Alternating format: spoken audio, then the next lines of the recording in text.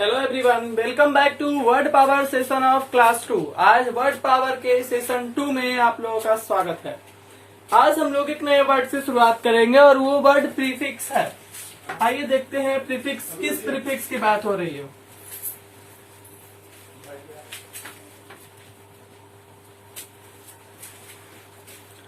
तो आज की क्लास में हम सबसे पहले एमबी शब्द की चर्चा करेंगे। इस एमबी को याद रखना बेहद आसान है। एमबी जो है ना वो बाई के जैसा काम करता है।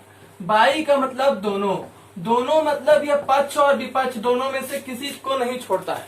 मतलब जब एमबी की चर्चा होती है ना तो यह पक्ष की भी बात करता है, विपक्ष की भी बात करता है, पॉजिटिव को भी लेकर चलता है, निगेटिव को भी लेकर चलता है। चलिए एक एग्जाम्पल को समझते हैं। यहाँ से एग्जाम्पल है एम्बी डेक्स्ट्रस। देख रहे हैं आप इस वर्ड को। एग्जाम्पल में हमने लिखा है एम्बी डेक्स्ट्रस। अब एम्बीडेक्स्ट्रस क्या होता है? एम्बी का मतलब तो आप समझ गए कि एम्बी का मतलब बोथ होता है, यानी दोनों या बाई। तो तब दोनों की चर्चा हो रही है तब एम्बी लगेगा, ये तो ठीक है। तो यहाँ एम्बी के साथ एक और वर्ड है डेक्स्ट्रस। डेक्स्ट्रस वर्ड में आप जानो कि जो रूट वर्ड है ना वो डेक्स्टर है। तो ये डेक्स्टर रूट वर्ड का मतलब क्या होता है? जो यहाँ पर आप वर्ड देख रहे हो डेक्स्टर, ये एक्चुअली ऐसा था DEXTER, लेकिन एम्बीडेक्स्ट्रस बनाने के क्रम में ई हट गया। तो अब डेक्स्टर शब्द का अगर अर्थ समझ में आ जाएगा ना तो एम्बी तो भी प्रीफिक्स है, इसका मतलब दोनों होता है। तो डेक्स्टर बना था लैटिन भाषा में और तब इसका मतलब होता था राइट हैंड। राइट हैंड का मतलब सिर्फ दाहिना हाथ ही नहीं होता था। राइट हैंड का मतलब ये सकारात्मक चीज को बताता था, ये पॉजिटिविटी को बताता था। और इस प्रकार से डेक्स्टर शब्द में हम लोग जानते हैं कि कोई भी काम हम लोग अच्छे से करते हैं तो किस हाथ से करते हैं? दाहिने हाथ से। कोई भी शुभ काम करना होता है किस हाथ का यूज करते हैं? दाहिने हाथ का। ताकत लगाना होता है, स्किल का, योग्यता का प्रयोग करना होता है, कौन सा हाथ? दाहिना हाथ। तो डेक्स्टर वर्ड जो आप देख रहे हो ना, पहले तो आप जान जाओ कि डेक्स्टर का मतलब स्किल होता है। क्या होता है इसका मतलब? स्किल। अब आप इस डेक्स्टर से बना लो डेक्स्टरिटी। तो डेक्स्टरिटी, डेक्स्टर अकेले कोई मीनिंग नहीं दे पाता। डेक्स्टर में इटी जो है ना ये नाउन सफिक्स है, जिसमें जुड़ता है उसको नाउन बना देता है। तो डेक्स्टरिटी का मतलब हो गया योग्यता। कैसे हुआ समझ में आ गया होगा। राइट हैंड मतलब उससे सब योग्यता वाला काम ही क्या होता है, उससे ये शब्द बना, उसमें नाउन सफिक्स जोड़ा गया डेक्स्टरिटी। फिर इसमें एडजेक्टिव सफिक्स जोड़ा जाता है। मान लो डेक्स्टर में OUS जोड़ते हैं तो डेक्स्ट्रस जो OUS जहां जुड़ता है उसको एडजेक्टिव बना देता है, ITY जहां जुड़ता है उसको नाउन बना देता है। तो डेक्स्ट्रस का मतलब स्किल्ड। स्किल्ड का मतलब अगर हिंदी में समझना है तो योग्य। योग्य मतलब योग्यता वाला, जिसके पास योग्यता है उसको डेक्स्ट्रस बोलेंगे। ये हो गया डेक्स्ट्रस का मायने। अब आप कहाँ रहे हो? आप तो समझ गए हो डेक्स्टर का मतलब राइट हैंड, जिसका मतलब शुभ, जिसका मतलब योग्यता, निपुणता, हाथ से किसी काम को करने में जो निपुणता होती है उसी को डेक्स्टरिटी बोलते हैं। ये आप समझ गए। अब डेक्स्टरिटी मतलब हाथ का उपयोग करके कोई काम स्किल्ड तरीके से कर ले तो वो डेक्स्टरिटी हो गई, और इसको करने की योग्यता अगर एडजेक्टिव में आ जाते हैं तो डेक्स्ट्रस हो गया। अब आप वापस इस शब्द पर आ जाओ। यहाँ क्या लिखा था? एम्बी डेक्स्ट्रस। बाबू अब कहाँ रखना है? एम्बी का मतलब दोनों, डेक्स्टर का मतलब हाथ, दोनों हाथों से कुशलता पूर्वक काम करने वाला, जिसको हम लोग हिंदी में सब्यसाची भी बोलते हैं। यानी दोनों ही हाथों को एक ही तरह से, लेफ्ट हैंड को भी जो राइट हैंड की तरह यूज कर ले उसको एम्बीडेक्स्ट्रस बोलेंगे। कहाँ रटना पड़ा? और बिना रटे यहाँ पर आप और 2-3 वर्ड सीख गए। अब भी अगर कोई लिखता हो डेक्स्टरसनेस तो आपको सिर्फ ये समझना है कि जिसमें भी नेस जुड़ता है ये नाउन सफिक्स है, भाववाचक संज्ञा बन जाता है, तो इसका मतलब भी योग्यता हो जाएगा, कुशलता हो जाएगा। हमने यहाँ पर सिर्फ एक वर्ड को पढ़ा है डेक्स्टर, और एक चीज दूसरा क्या सीखा कि एम्बी का मतलब दोनों होता है। क्लियर हो गया? चलते हैं अगले वर्ड में। अगला वर्ड है एम्बिग्यूटी, जिसका अर्थ है multiple meaning.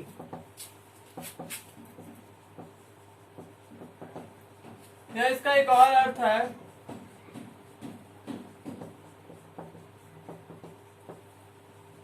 Uncertainty in meaning.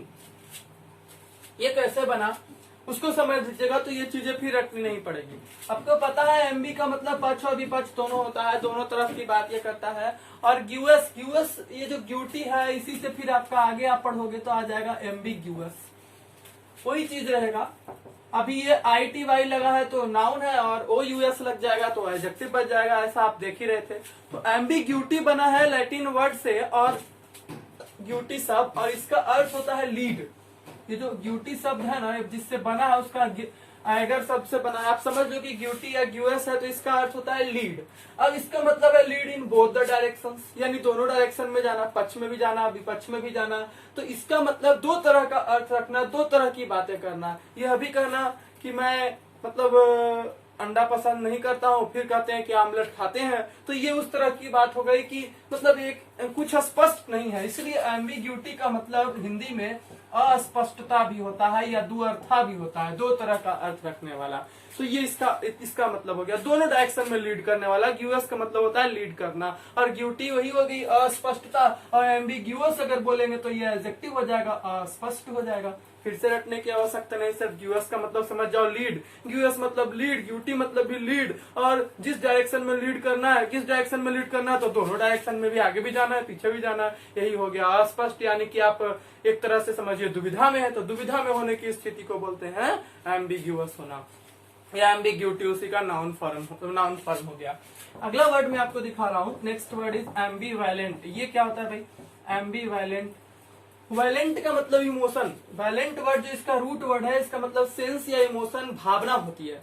तो एम्बीवैलेंट का मतलब दोनों तरह का इमोशन रखने वाला, जिसमें दोनों तरह का इमोशन होगा उसको एम्बीवैलेंट कहेंगे। तो ये जो है आपका बिहेवियर को दर्शाता है, व्यवहार को दर्शाता है, गुण को दर्शाता है। तो दोनों तरह के गुण वाले को एम्बीवैलेंट कहा जाएगा। यानी एम्बीवैलेंट को आप लिख सकते हैं रिपेल्ड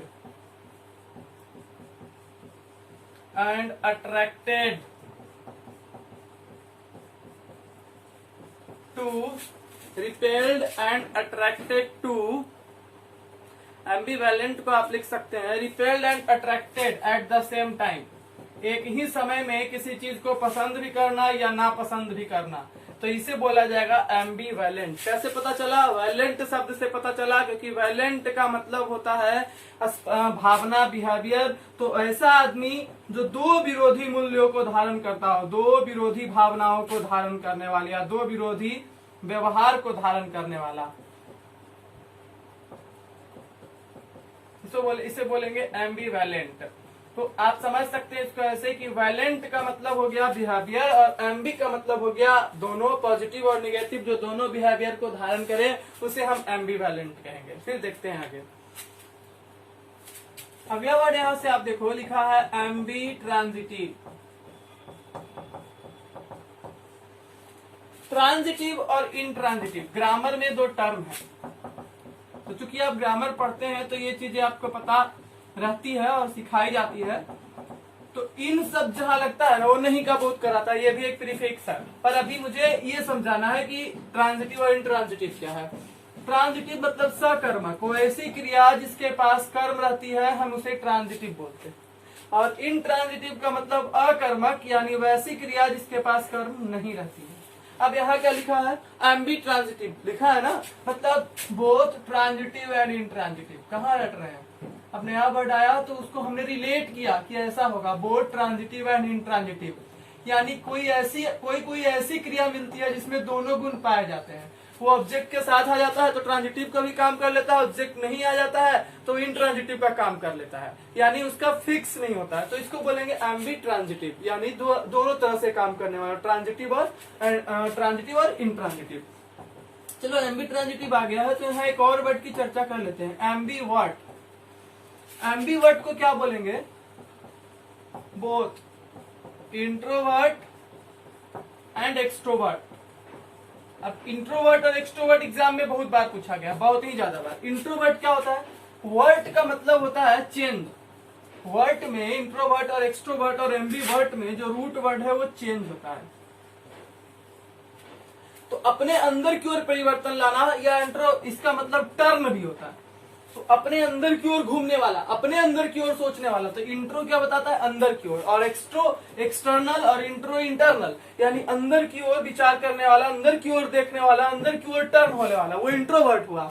और जो बाहर की ओर विचार अपना मतलब जो बहिर्मुखी हो, बाहर के मतलब खुलकर अपने विचारों को रखता हो सबके सामने, वो एक्सटर्नल अपने मतलब बाहर की ओर टर्न होने वाला, अपने विचारों को बाहर टर्न करने वाला, वो हुआ एक्सट्रोवर्ट यानी बहिर्मुखी। लेकिन जिसमें ये दोनों गुण पाए जाते हैं वो हो गया मतलब कुछ मायने में वो इंट्रोवर्ट भी है, कुछ मायनों में कुछ चीजों को लेकर एक्सट्रोवर्ट भी है, तो दोनों ही गुण जिसमें पाए जाते हैं वो बंदा हो गया एम्बीवर्ट। हो गया एम्बीवर्ट क्लियर। कहाँ रटे, इसके साथ तो वर्ड सीख गए हम, रूट वर्ड, और वर्ड सीखे तो इंट्रोवर्ट, एक्सट्रोवर्ट और एम्बीवर्ट, तीन वर्ड समझ में आ गए। इसी प्रोसेस से चलिए देर सवेर आपको समझ में आएगा। This is the best method to learn vocabulary. और रट्टा मार के जो हम लोग सीखते हैं वो एकदम अंतिम उपाय है जब आपको ऐसा कोई गाइडलाइन नहीं मिलता। चलिए आगे बढ़ते हैं। एमबी से रिलेटेड एक और वर्ड लेकर आपके सामने हम आ रहे हैं और वो है एम्बीपेरस। देखिए आपने एम्बीपेरस, सीधे मीनिंग नहीं बताएंगे, पहले समझाएंगे। एम्बीपेरस नहीं, इस वर्ड को तो अब आप रट ही चुके हैं, याद हो चुका है, अब कभी लाइफ में नहीं भूलेंगे। एम्बीपेरस को आप चाहो तो बाईपेरस भी बोल सकते हो कि एम्बी और बाई का मीनिंग सेम है, दोनों ही का बोध कराते हैं। अब आप एम्बीपेरस जो देख रहे हो इसमें रूट वर्ड आखिरकार आपका कौन बनता है, पेरस। पेरस का मतलब होता है बियरिंग या प्रोड्यूसिंग यानी जन्म संबंधित, रिलेटेड टू बर्थ,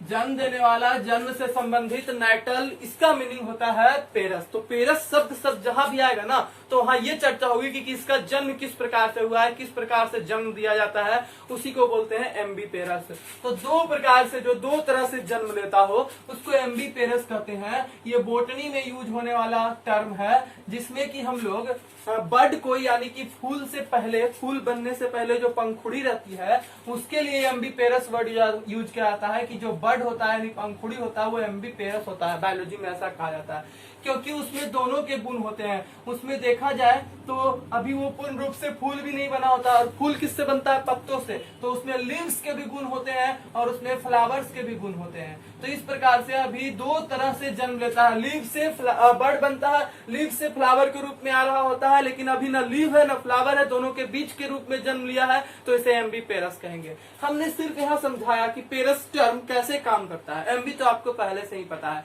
इससे रिलेटेड अब बहुत सारे वर्ड आएंगे तो आपको रटना नहीं पड़ेगा, पहले तो आप समझ जाओ कि एम्बीपेरस और बाईपेरस दोनों में कोई अंतर नहीं है। अब यहाँ पर एक नया वर्ड मैं दिखा रहा हूँ आपको, न्यूलीपेरस। मैथ्स में पढ़ते होंगे, कंप्यूटर में पढ़ते हैं हम लोग, ऐसे भी जानते हैं नल का मतलब जीरो होता है, जीरो पेरस। न्यूलीपेरस का मतलब समझ जाओ, जीरो पेरस मतलब जिसने एक को भी जन्म अभी तक नहीं दिया हो, वैसी स्त्री या वैसा कोई जीव जिसने एक को भी जन्म नहीं दिया हो उसे न्यूलीपेरस कहा जाएगा। मतलब female animal that has never given birth, a female that has never given birth. तो वैसी फीमेल जिसने कभी भी जन्म नहीं दिया हो बच्चों को, उसे क्या कहा जाएगा, न्यूलीपेरस कहा जाएगा। न्यूलीपेरस के बाद चलते हैं प्राइमीपेरस। प्राइम मतलब जिसको, जो अपने आप में एक हो, अकेला हो, मैथ में भी आप पढ़ते हैं तो प्राइम जो अपने जैसा सिर्फ एक हो, अकेला हो, उसे हम लोग प्राइमीपेरस कहते हैं। प्राइम से बना है, यह सिर्फ एक का बोध कराता है। तो वैसी फीमेल जिसने एक ही बच्चे को जन्म दिया हो उसे क्या कहा जाएगा, प्राइमीपेरस कहा जाएगा। One who is giving birth for the first time, इसको बोलेंगे one who is giving birth for the first time, पहली बार जन्म देने वाली बच्चों को उसे क्या कहा जाएगा, फर्स्ट टाइम, तो प्राइमीपेरस कहा जाएगा। फिर से देख लेते हैं, बॉटनी में वर्ड है पेरस। पेरस का मतलब रिलेटेड टू बर्थ होता है। एम्बीपेरस यहाँ यूज होता है, मतलब दो तरह से जन्म देने वाला, दो तरह से कैसे पहले पत्ते से फूल जैसा भी बना और फूल भी है, अभी पत्ते का ही अंश है, तो उसे हमने एम्बीपेरस या बाईपेरस बोल दिया। अब देखो न्यूलीपेरस क्या होता है, तो न्यूलीपेरस का मतलब होता है, अब देखेंगे न्यूलीपेरस क्या होता है। तो न्यूलीपेरस में नल शब्द आया, नल का मतलब जीरो, एक ऐसी फीमेल जिसने जीरो अभी तक कोई बर्थ नहीं दिया हो, किसी बच्चे को जन्म नहीं दिया हो, उसे न्यूलीपेरस कहेंगे। प्राइम का मतलब वन फर्स्ट, यानी जो पहली बार बच्चों को जन्म दे रही है उस फीमेल को, उसे क्या कहा जाएगा, प्राइमीपेरस कहा जाएगा। इसी तरह से आगे का वर्ड आप देखो यहाँ से, फिसीपेरस। फिस्सी जो है ना वो फीजन शब्द इसी से बना है। फीजन का मतलब होता है दो भागों में टूट जाना, अलग हो जाना। जैसे अमीबा अगर रिप्रोडक्शन करता है या नए बच्चे को जन्म देता है तो कैसे करता है, अपने आधे हिस्सों को वो अलग कर देता है, दूसरा अमीबा तैयार हो जाता है। तो इस तरह से one who gives birth bye fission, जो फीजन यानी अपने आप को टुकड़ों में बांटकर जो जन्म देता है तो उसे क्या कहा जाता है, फिसिपेरस। इसको आप बोल सकते हैं reproducing by fission, reproducing by fission, यानी खुद को दो भागों में तोड़कर जन्म देने वाला, इसे फिसिपेरस कहा जाएगा। है ना आसान। अभी पेरस खत्म नहीं हुआ है, पेरस को लेकर आपने बस एक वर्ड सीखा है, बाकी को तो रिलेट कर रहे हैं। दिमाग अगर चीजों को रिलेट करता है तो उसे याद रख पाता है बिना रखे। तो आइए अब पेरस से और शब्दों को रिलेट करते हैं।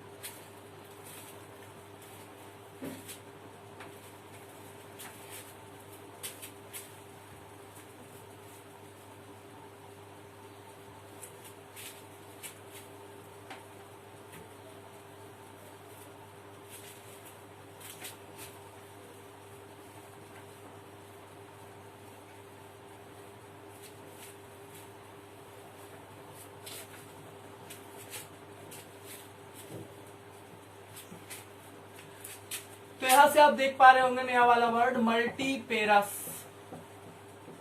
अब तो आप खुद भी गेस कर सकते हो, पेरस मतलब रिलेटेड टू बर्थ, जन्म देने की क्रिया को आप पेरस कर रहे हो, तो मल्टीपेरस का मतलब क्या हो जाएगा, मल्टीपल टाइम जन्म देने वाला।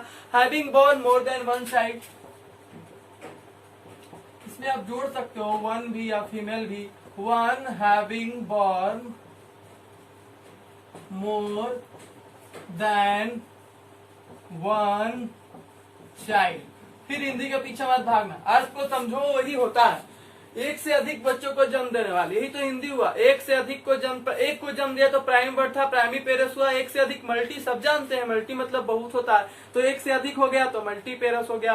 फीजन यानी तोड़ के जन्म दिया तो फिसी पेरस हो गया। न्यूली नल यानी जीरो, एक को भी जन्म नहीं दिया तो न्यूली पेरस हो गया। बाई या एमबी पेरस, एक ही साथ दो तरीके से जन्म लिया, दो भाग में एक ही साथ दो तरीके से जन्म लिया तो एमबी पेरस या बाई पेरस हो गया। अब आप देखो अगला वर्ड है बीबी पेरस, VIVIPAROUS। बीबी का मतलब होता है अलाइव यानी जीवित। यह एक लैटिन वर्ड है जो जहां भी आएगा विवियस माने जीवित होता है, साइनोनिम्स है इसका, एडजेक्टिव में काम करेगा, वहां इस रूट वर्ड को यूज करेंगे। तो बीबी जो है यहाँ पर ये अलाइव का सेंस देता है, और इसके साथ एक और रूट वर्ड आपका आ गया पेरस, इसको तो आप जान ही रहे हैं। तो जीवित रूप में जन्म मतलब जीवित बच्चे को जन्म देने वाली, इसको आप विवी पेरस कह सकते हो। ब्रिंगिंग फोर्थ लाइव यंग, यानी कि बियरिंग ए लाइव यंग, एक जीवित बच्चे को जन्म देने वाली। मतलब जीवित तो आप समझ रहे हो, जीवित का अर्थ यहाँ ये है कि सीधे मतलब चाइल्ड के फॉर्म में जन्म दिया गया, न कि अंडा के फॉर्म में या एग के फॉर्म में, तो उसे विवी पेरस कहा जाएगा। लेकिन इसी का एक दूसरा स्वरूप आप समझ लो, ओवो भी पेरस, ओवो भी पेरस। ये क्या होता है, ओवो भी पेरस, सॉरी, इसी को आप दूसरा रूप में यहां से समझ लो, ओवो भी पेरस। यहां पर आपने देखा भी पेरस है ना, तो बीबी पेरस सजीव बच्चे को जन्म दे रहा है, सीधे बच्चा के रूप में जन्म हो रहा है, जैसे मैमल्स करते हैं पुरुष, जैसे कि आदमी में होता है, गाय में होता है, तो ये बीबी पेरस हो गए। अब ये अगला कर रहा है ओवो भी पेरस। ये क्या होता है भाई, तो इसमें आप ऐसे समझो कि इसको समझने के लिए आपको पहले मैं एक वर्ड दे रहा हूँ ओवोपोरस। तो ओवोपेरस क्या होता है, जो ओवा से, ओवा मतलब आप जानते होंगे रिप्रोडक्शन में ओवा फर्टिलाइज होता है, तो जो ओवा से ओवा के रूप में बच्चे, ओवा के रूप में जीवित बच्चे को पहले ओवा के रूप में यानी अंडे के रूप में मतलब गर्भ में ही पालन होता है, और उसके बाद उस ओवा को फर्टिलाइज होने के बाद गर्भ में ही पालन होता है, और फिर सजीव बच्चे को जन्म देता है जो जीव, तो उसे ओवोविपेरस कहा जाता है, यानी producing young by means of eggs which are hatched within the body of the parent.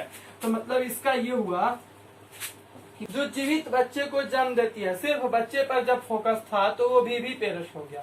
इसमें बीबी पेरस के पहले ओवो लगा हुआ है। ओवो मतलब ओवा, ओवा को फर्टिलाइज करने के बाद अपने शरीर के अंदर ही पोषण करके उसे बच्चे के रूप में जन्म देना, इसी चीज को और क्लियर किया गया, तो ओवो भी पेरस हो गया। लेकिन अगर हम लोग ओवो पेरस बोलते तो ओवो पेरस का मतलब अंडे के रूप में जन्म देने वाला, यानी कि प्रोड्यूसिंग या bearing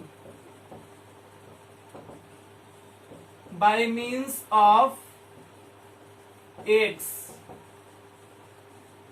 which are hatched outside। मतलब कि जब हम किसी जीव जैसे मुर्गी को ले लें, अंडे के रूप में बच्चे को जन्म देती है और बाहर में शरीर के बाहर उसको हैच करके उससे बच्चे को उत्पन्न किया जाता है, तो इसे ओवोपोरस कहा जाएगा। लेकिन मनुष्य में क्या होता है, ओवा फर्टिलाइज होने के बाद शरीर में ही रहता है, शरीर के अंदर ही हैच होता है और बाहर आकर के वो सजीव बच्चे के रूप में आता है, तो इसे विविपेरस भी कहा जा सकता है। ओवा को फर्टिलाइज करने के बाद ही सजीव बच्चा का जन्म हुआ, तो इसे ओवोविपेरस भी कहा जा सकता है। इतना टाइम हमने इस वर्ड पर दिया है कि हमें यह वर्ड अब रटना नहीं होगा, सिर्फ समझना था, समझ में आ रहा है। अभी एक और वर्ड यहाँ पर हम देते हैं आपको। यहाँ पर जो अगला वर्ड है वो इटेरोपेरस आपको दिख रहा होगा। मतलब कि इटेरो मतलब इटिरेट, इटिरेट इसी से बना। इटेरो मतलब मूव, एक ही प्रक्रिया को बार बार घुमाना। तो इसका मतलब होता है मतलब कि एक ही प्रक्रिया को बार बार घुमाना। इटेरो का मतलब होता है इटिरेट, यानी दोबारा करना। तो दोबारा करना, दोबारा जन्म देना। तो एक ही जीवन काल में जो जीव एक से अधिक बार बच्चों को जन्म देते हैं उसे कहा जाता है, उसे हम लोग कहते हैं इटेरोपेरस। मनुष्य में ये चीज है, गिविंग बर्थ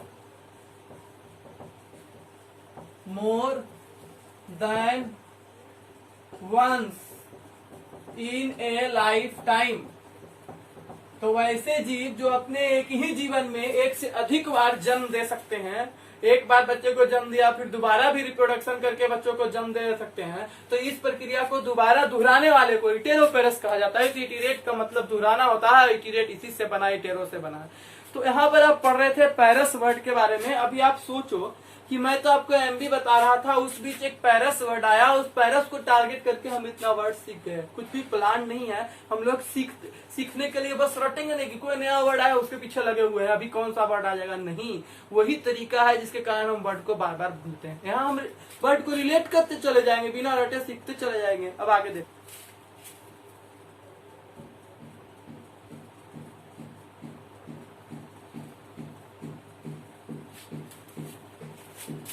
आपके लिए एक नया वर्ड लिख रहे हैं जो आप खुद गेस करके समझ जाओगे कि इसका क्या मतलब होता है। एम्बीजेंडर मतलब related to both male and female. मतलब जो दोनों ही जेंडर का हो, दोनों ही जेंडर से संबंधित हो, जो जो चीजें उसे कहा जाएगा एम्बीजेंडर। आप इस एम्बीजेंडर को बाई जेंडर भी बोल सकते हैं, या एम्बी जेंडर। जेंडर शब्द क्या चीज बताता है, लिंग को बताता है, सेक्स को बताता है, तो इसे एम्बी जेंडर को एम्बी सेक्सुअल भी कह सकते हैं, यानी कि मेल और फीमेल दोनों के प्रति आकर्षित होने वाला, दोनों से संबंधित, वो एम्बी सेक्सुअल हो गया। या इसे आप बाई सेक्सुअल भी कह सकते हैं। तो दोनों से संबंधित हो, दोनों के प्रति आकर्षण रखता हो, मेल और फीमेल दोनों के प्रति, उसे हम एम्बी सेक्सुअल, एम्बी जेंडर या बाई सेक्सुअल या बाई जेंडर कहेंगे। ठीक है। इसी तरह का एक वर्ड आता है, अब इसी से रिलेटेड एक वर्ड आ रहा है यहाँ पर, ट्रांसजेंडर। यूनट्स को बोलते हैं हम लोग, है ना। तो ट्रांसजेंडर मतलब वो जेंडर जिसको बीच में रखा गया है, ना वो मेल है ना वो फीमेल है। तो इसमें भी तो वही हो गया, related to both, of both male and female, यानी दोनों जेंडर को जो क्रॉस करके एक नया जेंडर बनता है उसे ट्रांसजेंडर कहा जाता है। गो अक्रॉस द जेंडर, यानी जेंडर से यह बाहर की चीज है, ना मेल है ना फीमेल है, या तो दोनों है या कहिए दोनों से बाहर का कैटेगरी का चीज हो गया। तो इसीलिए इसको ट्रांसजेंडर भी कहा जाता है, एम्बीजेंडर। एम्बीजेंडर तो मतलब जो दोनों से रिलेटेड हुआ, और ट्रांसजेंडर का मतलब जो दोनों से परे हुआ, ना पुरुष है ना स्त्री है, तो उसे हम लोग क्या बोलते हैं, ट्रांसजेंडर। और जो दोनों से रिलेटेड है वो क्या हुआ, एम्बीजेंडर या बाईजेंडर। और जो दोनों के परे है, ना इसमें है ना उसमें है, तो देखिए ट्रांस वर्ड को अब आप टारगेट कीजिए। एम्बी खत्म हो गया, अब नया प्रीफिक्स जो हम लोग सीखने जा रहे हैं यहाँ से, वो वर्ड है ट्रांस। ट्रांस का मतलब होता है गो थ्रू, थ्रू वर्ड समझते हैं ना, माने पास थ्रू। एक क्रॉस समझते होंगे आप लोग प्रीपोजिशन में, के पार, यानी किसी सीमा या किसी चीज के आर पार जो चला जाए या के पार चला जाए वहीं पर ट्रांस लगाते हैं। जैसे ये जेंडर के पार चला गया, मेल और फीमेल से भी अलग उसके पार, तो उसे क्या कहेंगे, ट्रांसजेंडर। अब इसे ट्रांस शब्द को आप सीख गए तो देखिए इससे रिलेटेड कितना शब्द सीखेंगे बगैर रटे।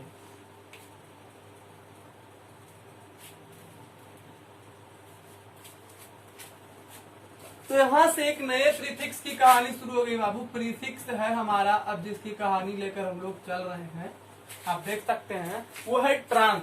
ट्रांस का मतलब हमने क्या बता रखा है आपको, अक्रॉस, के पार, के परे, के दूर, के आर पार, किसी सीमा से बाहर, उसे आप ट्रांस वर्ड से डिनोट करोगे।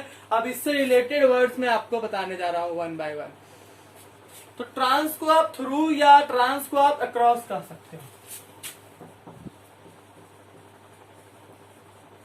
तो अब यहां से मैं आपको एक नया प्रीफिक्स बताने जा रहा हूं, वो प्रीफिक्स है ट्रांस। और ट्रांस का अर्थ निकलता है क्रॉस, यानी किसी सीमा के पार, या थ्रू यानी उससे होकर आर पार हो जाना। ट्रांस मतलब किसी माध्यम से होकर आर पार हो जाएंगे तब ट्रांस यूज करेंगे, यानी के पार पहुंच जाएंगे इस पार से उस पार, तो हम लोग ट्रांस का यूज करेंगे। यही है ट्रांस प्रीफिक्स के मायने।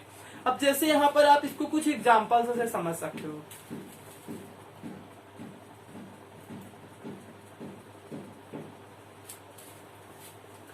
जैसे पहला एग्जांपल ले लेते हैं, ट्रांसड्यूस।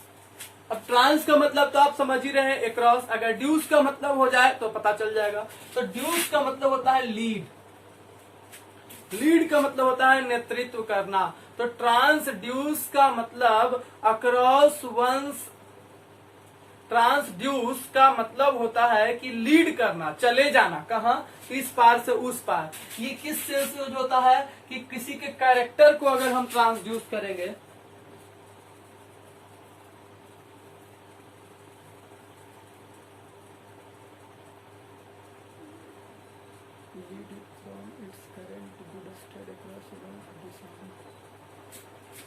अब इसको आप ऐसे समझो कि ट्रांस ड्यूस वंस कैरेक्टर। एक एग्जाम्पल से मतलब कि किसी के अच्छाइयों को समझकर उसके बुराइयों को भी जान लेना, यानी कि लीड करना इस पार से उस पार। तो किसी के व्यवहार, कैरेक्टर इत्यादि को जब आप एक पार से उस पार मतलब पूरा पूरी जान जाते हैं, तो आर पार करके जब जान जाते हैं किसी के व्यवहार को, तो ट्रांसड्यूस शब्द का वहां प्रयोग होता है, यानी किसी के कैरेक्टर के अच्छाइयों और बुराइयों को दोनों को समझ लेना, वहां पर हम ट्रांसड्यूस का शब्द का प्रयोग करते हैं। यहाँ पर एक और वर्ड ले आते हैं, आपके मन में अपने आप आ रहा होगा, वो वर्ड है ट्रांसफर। यहाँ पर तो ट्रांस के बारे में अब कुछ बताने की जरूरत नहीं होता है। फर जो है फेरी शब्द से बना है, फर से ही फेरी शब्द बना है, फर उसका रूट वर्ड है। फर का मतलब होता है कैरी। अब आप समझ सकते हो, कैरी क्रॉस यानी एक स्थान से दूसरे स्थान पर पूरा सामान वगैरह लेकर के, उसी को आप बोलेंगे ट्रांसफर। यानी कि अपने सेविंग्स या जो भी चीजें हैं उस चीज को, या अकाउंट में पैसा है, कोई भी चीज या सामान है, या आपका पोस्ट है, इसको आप एक स्थान से दूसरे स्थान पर कैरी करते हो तो उसे आप ट्रांसफर कहते हैं। Carry from one place to another. तो ये किस वर्ड से समझ में आता है, फर। फर का मतलब होता है फेरी, और फेरी से जो है ना, फर जो है ना वो कैरी का सेंस देता है। जहां भी फर शब्द आएगा वो कैरी का ही सेंस देगा।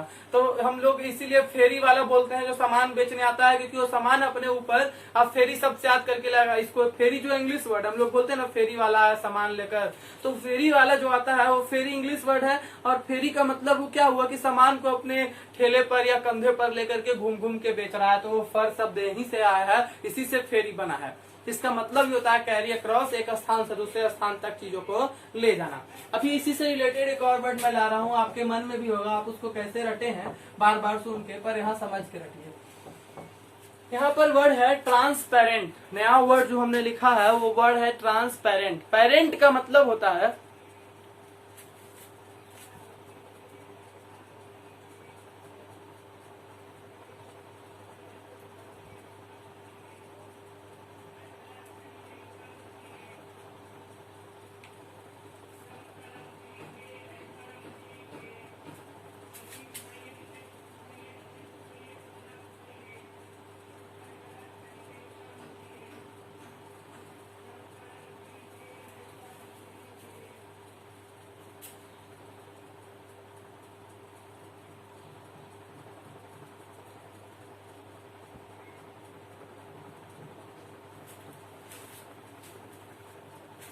हाँ, तो पेरेंट वर्ड जो देख रहे हो ना, ये पैरे नामक लैटिन वर्ड से बना है, जिसका मतलब होता है कम इन लाइट, यानी कि दिखाई देना, प्रकाश में आना।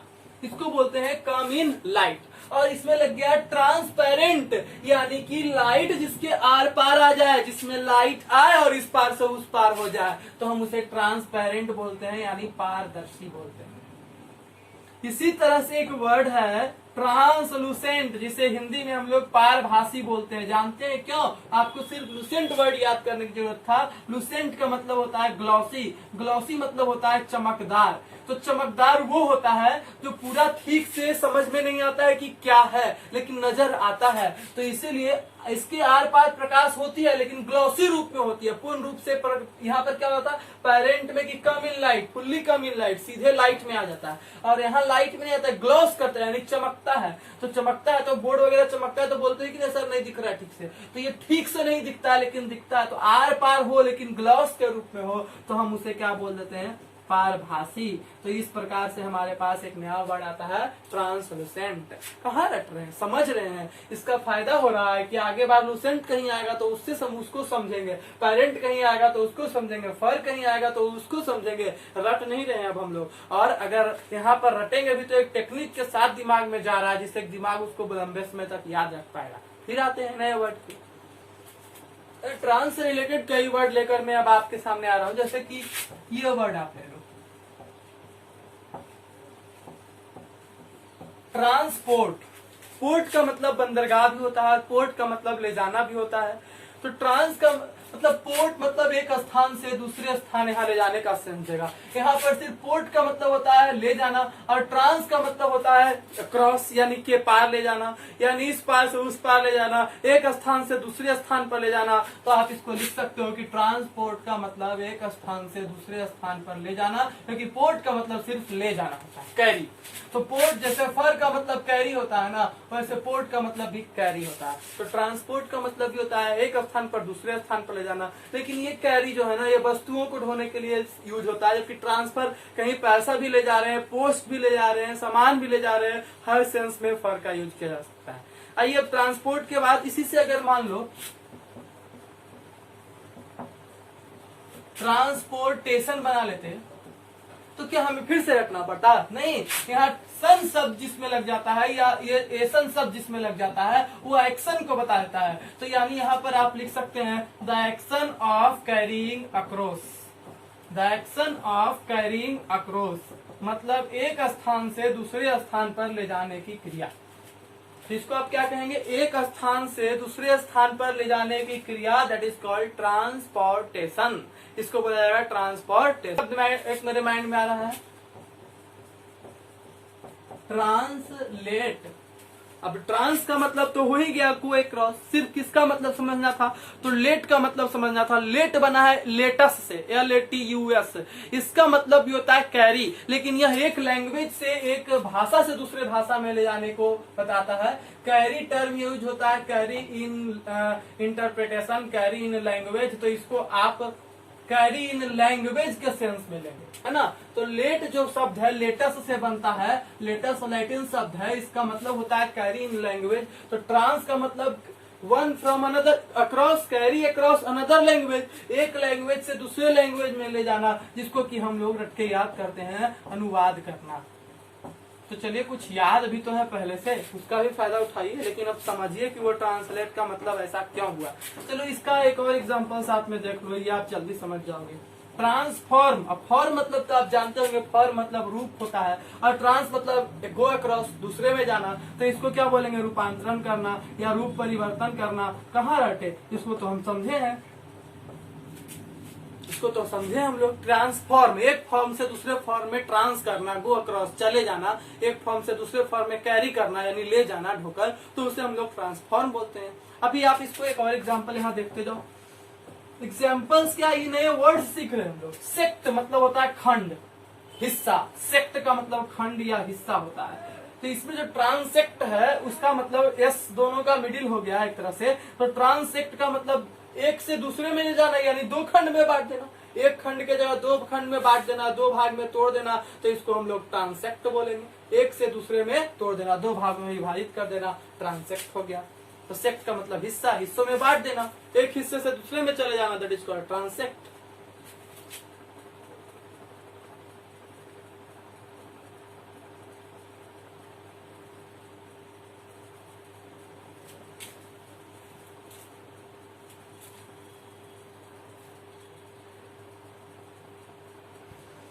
क्या अब ट्रांस से और वर्ड नहीं आएगा? आएगा।